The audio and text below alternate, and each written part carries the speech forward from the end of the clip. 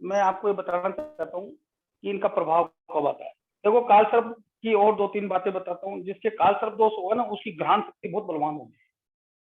वो है ना, सूंघ के बता देगा चीज, है ना, महसूस करके बता देगा। वातावरण में होने वाली चीजें उसको तुरंत पता चल जाएगी। वह व्यक्ति है ना, इंट्यूटिव पावर उसकी बहुत गजब होती है, जिसको कहते हैं ना काली जुबान का। अगर राहु शनि किसी के द्वितीय भाव में बैठे हुए हैं तो उसने जो बात कह दी ना नेगेटिव, वो होके रहेगी। ये हमेशा ध्यान रखना। आपने किसी की कुंडली देखो, राहु शनि देव अगर उसके द्वितीय भाव में बैठे और अगर वो कालसर्प कोर हो गया, तो वो व्यक्ति ने अगर कोई नेगेटिव बात कह दी, वो 100% गठित होगी।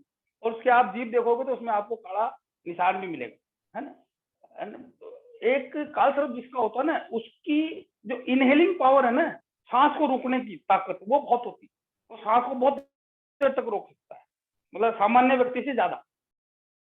ये शक्ति है, ये इसको इसलिए मैं कह रहा हूँ, ये शक्ति है, इसको अदरवाइज मत लो आप। ये शक्ति है, इस शक्ति को, सांस ही तो शक्ति है भाई। जो कुछ है, ये आपने कोरोना काल में देखा, जो कुछ है ऑक्सीजन ही है। बिल्कुल सही कह रहे हो सर आप। जो कुछ है, तो ये क्या करते हैं कि जो आपके अंदर जो ऑक्सीजन घुसी है ना, उसको पूरी तरह निचोड़ लेते हैं, फिर कार्बन डाइऑक्साइड निकालते हैं उसमें। अब देखो, ये तो ये शक्ति है। तो इसको जितना आदमी उपयोग करेगा ना, उसकी ताकत और बढ़ती चल जाती है। तो ये चीज है। तो ये भी आप इनका भी कैलकुलेशन करेंगे तो आपको अच्छा लगेगा। तो मैं अब आपको बताना चाहता हूँ कि अब ये कालसर्प दोष का प्रभाव सबसे ज्यादा कब पड़ता है। तो सबसे ज्यादा पड़ता है जब राहु केतु देव की दशा अंतर्दशा हो। यानी कि दशा अंतर्दशा प्रचंड दशा में जब जब राहु केतु देव आएंगे, ये अपना कुप्रभाव दिखाई बिगर नहीं रही। उसके बाद अगर कालसर्प है तो शनि भी अपना कुप्रभाव दिखाते हैं। शनि भी अपना कुप्रभाव दिखाते हैं, पर बहुत कम। अगर कुंडली में खराब है तो जरूर ज्यादा दिखाएंगे, लेकिन कालसर्प में शनि भी अपना प्रभाव दिखाते हैं, है ना, नेगेटिव प्रभाव। क्या क्या नेगेटिविटी मैं आपको बता सकता हूँ, ठीक है। तीसरी बात आती है गोचर। गोचर में जब जब जन्मकालीन राहु केतु चंद्रमा से राहु केतु चंद्रमा का गोचर होगा। चंद्रमा से चंद्रमा का नहीं, राहु केतु चंद्रमा से राहु केतु का गोचर होगा, तब ये अपना कुप्रभाव दिखाएंगे। जन्मकालीन राहु केतु चंद्रमा से जब भी राहु केतु का गोचर होगा, अपना कुप्रभाव दिखाएंगे। या गोचर का चंद्रमा जब जब इनके ऊपर से जाएगा, तब तब वो पीड़ित होगा, तब तब वो अपनी शक्ति को खोएगा।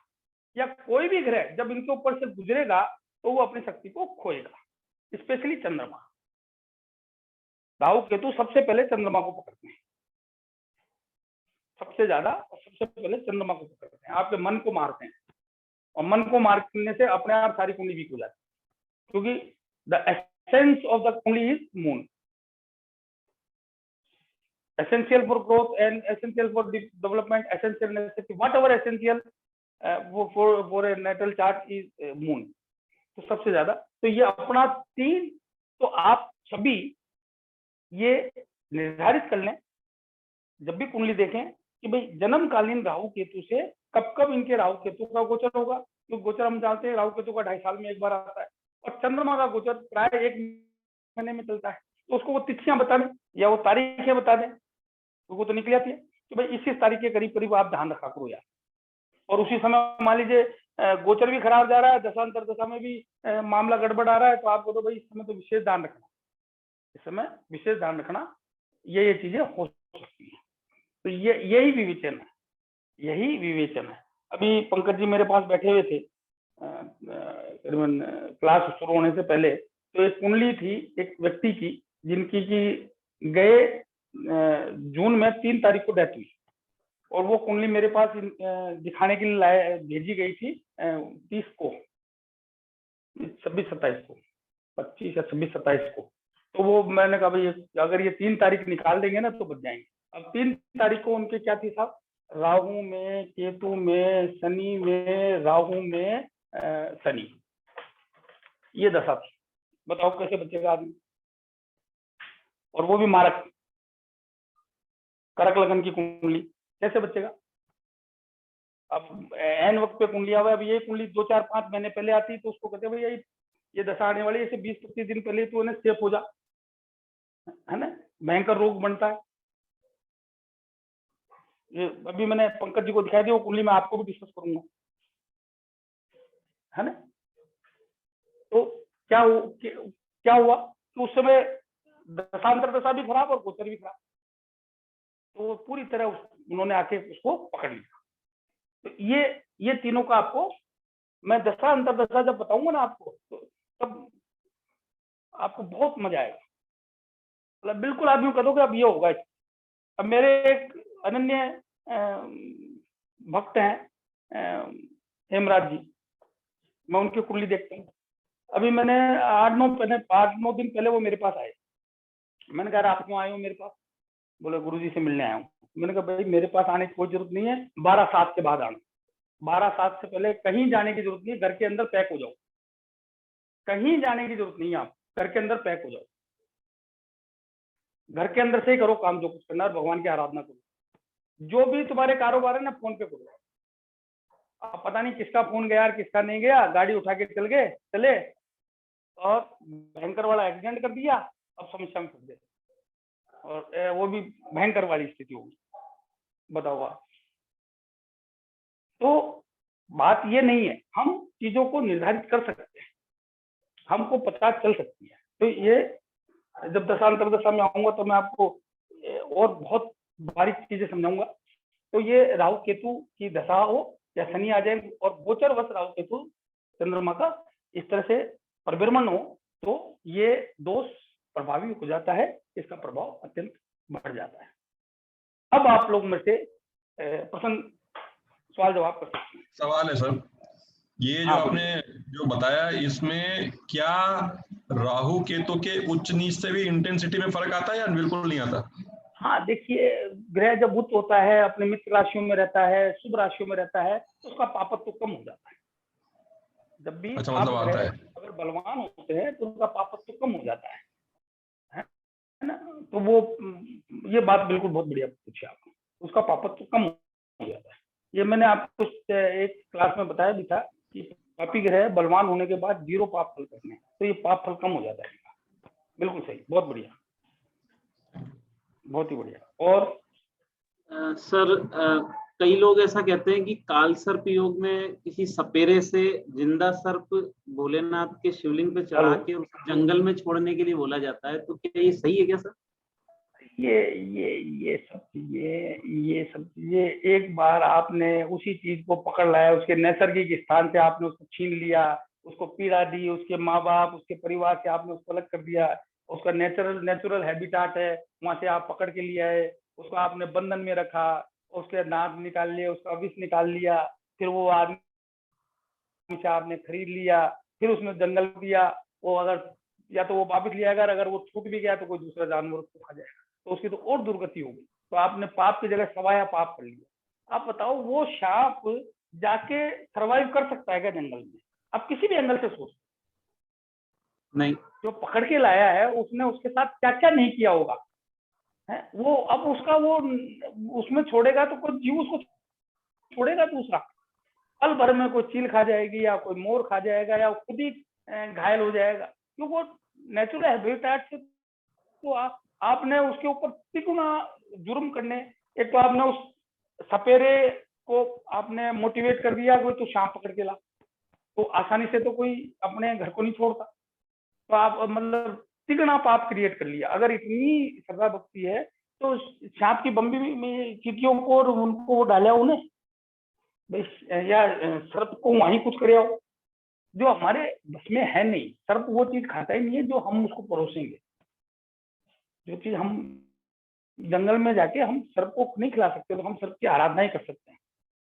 तो वो सब मैं नहीं मानता हूँ, वो तो उत्तम नहीं है, वो तो एक पाप उल्टा तिगुना पाप हो गया। सर सबसे बेस्ट है ना शिव जी भगवान की पूजा करना। The best. और इतना ही अगर आपको है तो जो सर्प को सेवर होते हैं, सर्प सेवर होते हैं, है ना, जो जगह जगह जाके सांपों को कहीं आ जाते हैं तो पकड़ के लाके उनको जंगल में छोड़ते हैं या खुद पालते हैं या जो भी करते हैं, उनको दान दे दो, उनको दान दे दो आप। उन संस्थाओं को आप पैसे दिए जो सर्पों को बचाते हैं, है ना। आजकल तो ऐसी संस्थाएं भी जो सर्पों को फीड भी करती है, उनको दिया।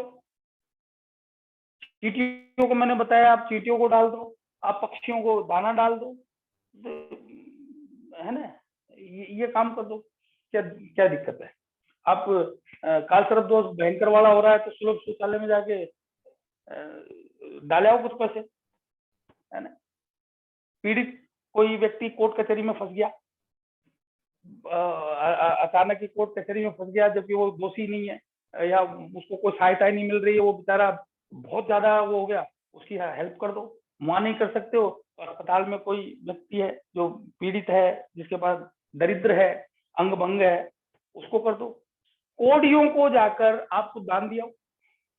कोड़ी रहूं है, कोड़ी जो लोग हैं उनको कोई नहीं रखता, न घर वाले रखते हैं, आप तो कर रखने लग गए, अब तो इलाज भी हो जाता है, लेकिन फिर भी जब उनके अंग भंग हो जाते हैं, वो हो जाते हैं, समाज से निकाल दिया जाता है, उनको कुछ दिया।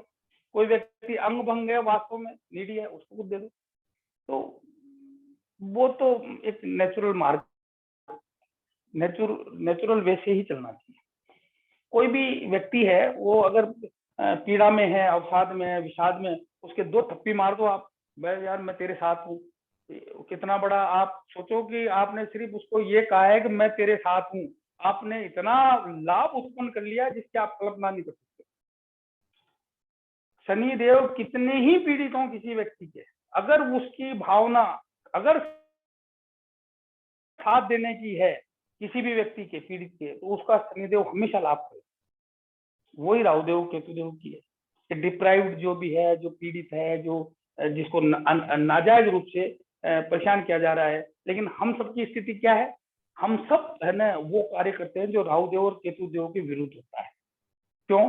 कभी भी हमारे आप जीवन में देखना कि कभी भी कोई घटनाक्रम होगा, सत्य बात है, सत्य है, बिल्कुल सत्य है, आपको भी पता है सत्य है, पर 100 में से 98 लोग उस समय मुंह ही नहीं खोलेंगे, उस जगह खड़े ही नहीं होंगे उसको सत्य को साबित करने के लिए, और उन्होंने अल्टीमेटली अपने राहुदेव केतुदेव शनिदेव को खराब कर दिया।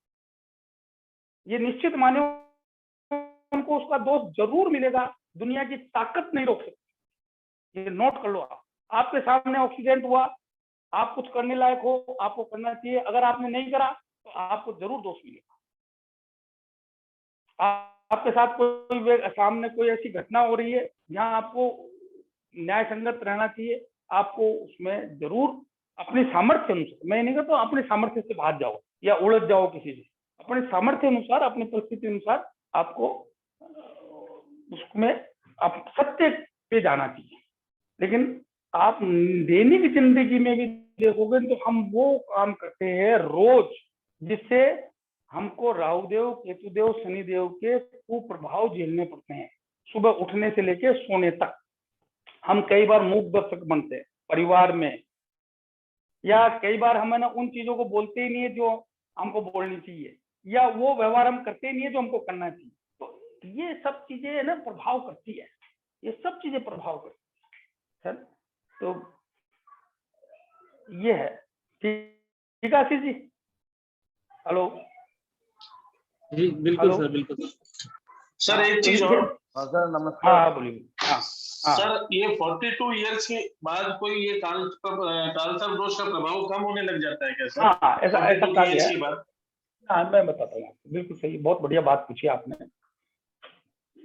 ऐसा कहा जाता है कि 16 साल तक गुरु, है ना, 22 साल तक शुक्र, 24 चंद्र, 25 सूर्य, इसमें उल्टा भी है, कोई 24 लिखते हैं कोई 25 लिखते हैं, 28 मंगल, 32 गुरु, वो 32 बुध, 36 शनि, 42 साल राहु और 48 साल केतु। इसके बाद ये अपना कुप्रभाव नहीं देते। पर ये एक बड़ा विचारणीय और बड़ा विश्लेषण का विषय है ना, और इस इसका निर्धारण है ना वो एक सिर्फ एक बिंदु से नहीं है। हाँ ये जरूर है इनका प्रभाव कुप्रभाव कम हो जाता है, ये आपकी बात सत्य है, लेकिन ये एक पॉइंट है, कैलकुलेशन का एक पॉइंट है, ठीक है ना, ये बात है। जी सर, थैंक तो यू। ये हाँ, जैसे कहते हैं कि 28 साल बाद मंगल दोष कम हो जाता है। आपने सुना होगा कि भाई मंगलिक है तो 28 साल हो गए तो 28 साल बाद दोष कम हो जाता है। उसका कारण ये है कि 28 साल बाद जो ना जो मद होता है ना स्त्री पुरुष में वो कम हो जाता है। जो मद की मात्रा जो 20-21 साल में होती है ना, जो एक लालसा होती है स्त्री पुरुष को लेकर, वो लगभग 28 साल में जाके स्त्री और पुरुष दोनों में ही बहुत कम हो जाती है। इसलिए कहा गया कि 28 साल बाद जो है ना मंगल का प्रभाव खत्म हो जाता है। ऐसा इनके सबके कारण है, वो मैं इस पे आऊंगा जब और क्लियर करूंगा। इनको बहुत एक एक चीज को बताऊंगा मैं आपको, 16 साल तक बृहस्पति को क्यों लिया गया। और कोई सर ये पता नहीं क्वेश्चन सही होगा कि नहीं, लेकिन मान लीजिए अगर हाँ किसी सही की है क्वेश्चन। मैं एक चीज क्लियर कर दूं, आप सभी लोग कोई भी क्वेश्चन आपके दिमाग में आता है वो सही ही है, गलत हो ही नहीं सकता। ये आप नोट कर लो, आपके दिमाग में जो भी क्वेश्चन आ रहा है वो सही ही है। अगर मैं उसका उत्तर देने में असक्षम हूं तो ये मेरी कमी है, आपकी नहीं है। कम से कम आपका दिमाग वो सोच तो रहा है, और अगर मैं वो उसका उत्तर देने में अपने आप को असहज महसूस करता हूँ तो ये मेरी कमी है, आपकी नहीं है। हाँ अब बताइए सर, जैसे मान लीजिए किसी के सर्प के काटने से मृत्यु हो जाती तो क्या इससे रिलेट कर सकते हैं उसको? बिल्कुल कर सकते हैं, बिल्कुल कर सकते हैं। जो व्यक्ति सर्प मारता है और या जिसको सर्प काटता है वो काल सर्प योग दोष को पाता है। तो काल सर्प दोष का ही परिणाम है कि व्यक्ति को सर्प काटता है, डूब के मर जाता है, बहुत सारी चीजें हम इसको नेगेटिव बात है ना, वो पीड़ा पाता है जी सीधा। विष जो है ना, ये मृत्यु और विष ये दो बहुत ही क्लिष्ट विषय हैं। ये दोनों ही बहुत 8 प्रकार की मृत्यु कही गई है।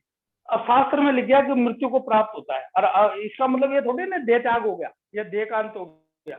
8 तरह की मृत्यु कही गई है, और विष भी 8 तरह का कहा गया।